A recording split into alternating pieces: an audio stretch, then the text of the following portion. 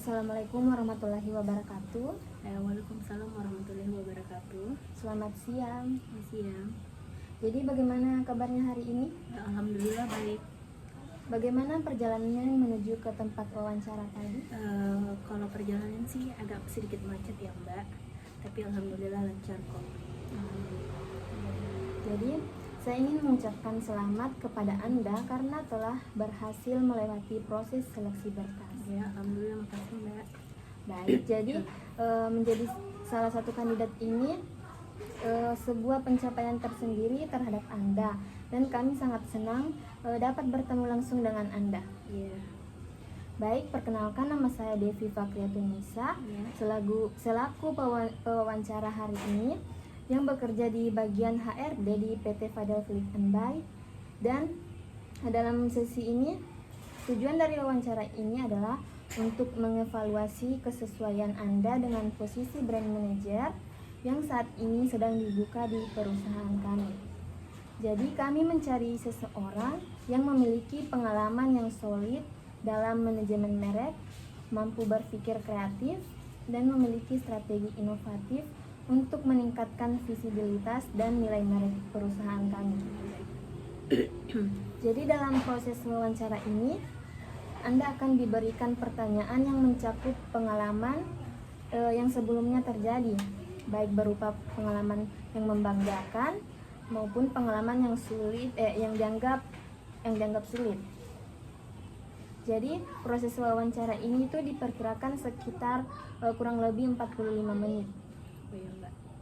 Jadi kami harap selama proses wawancara ini Anda menjelaskan pengalaman kerja Anda secara pribadi dan sebenar-benarnya yang terjadi pada Anda.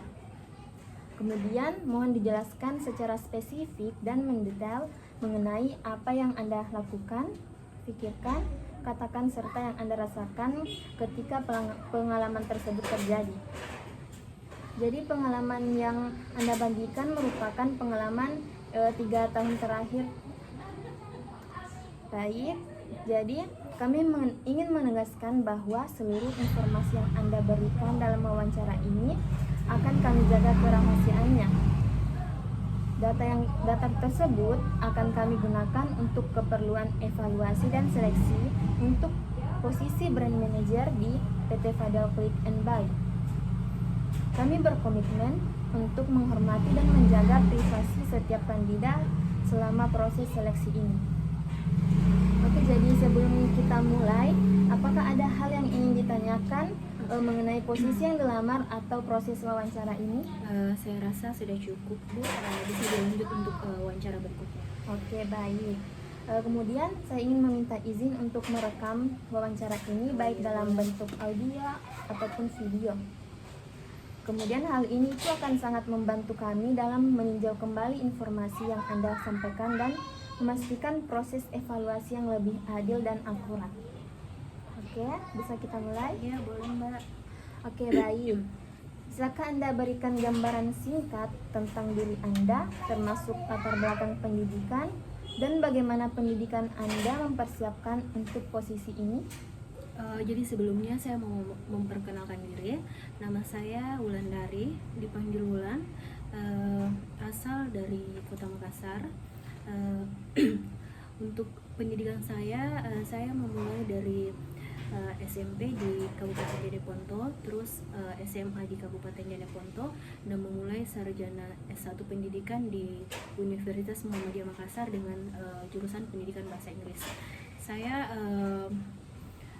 persiapan yang saya lakukan saat ini sebagai brand manager yaitu adalah bagaimana saya melakukan tanggung jawab saya nanti ketika saya ada di posisi tersebut, seperti hal-hal sebelumnya di pekerjaan saya sebelumnya, bagaimana saya harus memanage karyawan saya, terus bagaimana saya melakukan atau memberikan kontribusi terhadap perusahaan. Oke, baik. Kalau boleh tahu pekerjaan sebelumnya apa? Oh ya, kalau pekerjaan sebelumnya saya bekerja di Bank BTPN sebagai marketing. Oke. Ya. Baik, jadi dari latar belakang pendidikan Anda, apakah ada pengalaman yang berkesan? Ini dari segi pendidikannya atau pekerjaannya, Mbak. dari segi pendidikannya? Kalau pengalaman yang berkesan mungkin apa ya, dari segi pendidikannya, dimana saya kan pendidikan S1 bahasa Inggris, tapi saya menempuh di dunia marketing. Untuk pengalaman sendiri yang saya dapat dari pendidikan bahasa Inggris ini, bagaimana saya mendapatkan teman-teman organisasi di dalam berbahasa Inggris. Nah, saya kan termasuk di dalam kampus itu ada organisasi bahasa. Jadi saya untuk pendidikan ini sendiri memiliki pengalaman yang cukup banyak menurut saya, karena saya memiliki banyak teman yang bisa diajak untuk bersosialisasi lah gitu. Oke. Jadi tadi Anda sudah menyebutkan bahwa Anda punya pengalaman berorganisasi. Jadi mohon diceritakan pengalaman Anda dan peran yang Anda jalani selama di organisasi tersebut. Peran saya yaitu sebagai anggota di organisasi UKM Bahasa di Universitas Muhammadiyah Makassar. Untuk pengalaman yang saya dapat yaitu dimana kita ada yang namanya, kadang-kadang kita keluar daerah untuk melakukan suatu pertandingan, atau kita ada yang namanya skill bahasa kita dari satu kampus ke kampus lain. Jadi kita ada yang namanya di UKM Bahasa itu ada suatu pertandingan lah begitu, Mbak. Jadi tadi itu sudah Anda sudah menceritakan tentang latar belakang pendidikan Anda. Jadi kita masuk ke inti dari wawancara ini. Jadi saya ingin mengingatkan kembali bahwa dalam wawancara ini kami ingin mendengar pengalaman pribadi Anda yang benar-benar terjadi dan Anda alami 3 tahun terakhir. Mohon untuk menceritakan apa yang Anda rasakan, pikirkan, lakukan, dan katakan pada saat pengalaman tersebut terjadi. Kita akan mulai dengan pengalaman yang menurut Anda membanggakan atau sukses terlebih dahulu. Saya minta luangkan waktu sejenak untuk mengingat cerita yang paling menggambarkan keterlibatan pribadi Anda dalam pengalaman yang membanggakan. Untuk 3 tahun terakhir, mungkin pengalaman yang paling membanggakan yaitu di mana pada saat saya lulus S1 pendidikan bahasa Inggris, saya menempuh di dunia pekerjaan yang dimana saya menjalankan suatu pekerjaan yang jauh dari jurusan saya, karena saya sebelumnya kan di jurusan pendidikan bahasa Inggris, lalu saya menempuh di dunia perbankan sebagai marketing. Nah, hal apa yang paling membanggakan yaitu dimana saya bisa membiayai diri saya sendiri, mengatur keuangan sendiri, membiayai keluarga saya. Dan di dunia marketing tersebut, saya di dunia kerja di Bank BTPN itu saya memiliki banyak penghasilan, dimana saya harus memenuhi target setiap bulan, dan saya sudah bisa mencapai goals atau impian yang saya impikan. Yang sebelumnya saya sudah bisa membeli rumah sendiri dengan salary atau gaji yang saya dapat di pekerjaan tersebut. Jadi menurut saya itu merupakan hal yang sangat membanggakan bagi saya, karena saya bisa membiayai diri saya sendiri, mendapatkan goals yang lainnya dari pekerjaan tersebut. Kemudian bisa lanjut? Ya, bisa, Mbak. Apa yang menjadi tanggung jawab Anda atau peran Anda dalam situasi tersebut? Tanggung jawab dan peran saya itu, tanggung jawabnya yaitu dimana sebagai marketing itu kita harus memiliki tanggung jawab, dimana kita setiap bulan itu harus ada pencapaian target. Nah, target ini dimana kita harus terjun ke lapangan.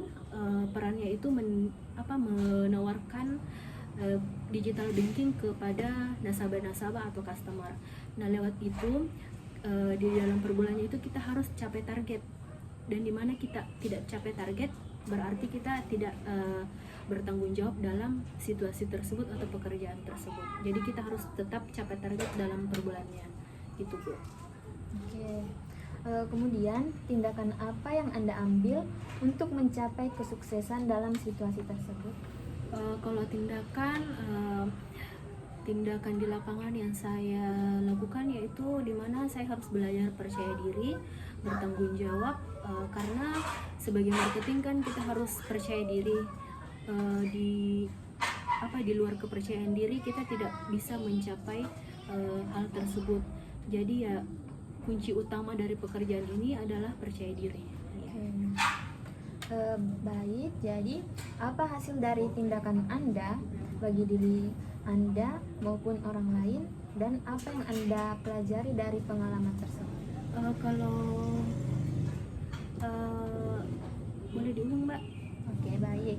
Apa hasil dari tindakan Anda baik dari diri Anda maupun orang lain?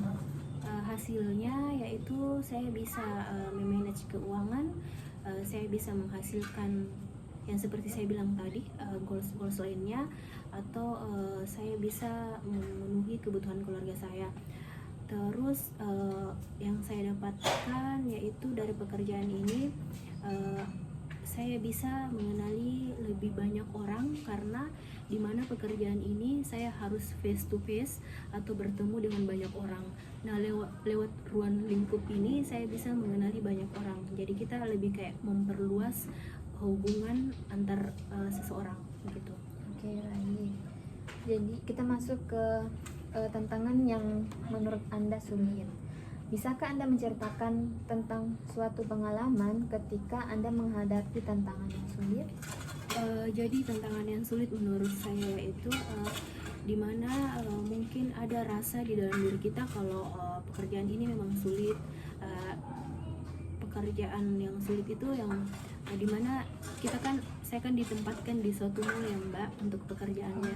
Mungkin kadang-kadang ada nasabah yang resek lah, yang nggak mau membuat digital banking ini. Jadi bagaimana cara kita untuk meyakinkan nasabah tersebut untuk bisa membuat digital banking ini, karena kita kan di dunia perbankan ya, jadi kita harus meyakinkan nasabah tersebut untuk betul-betul menggunakan rekening yang sudah dibuatkan.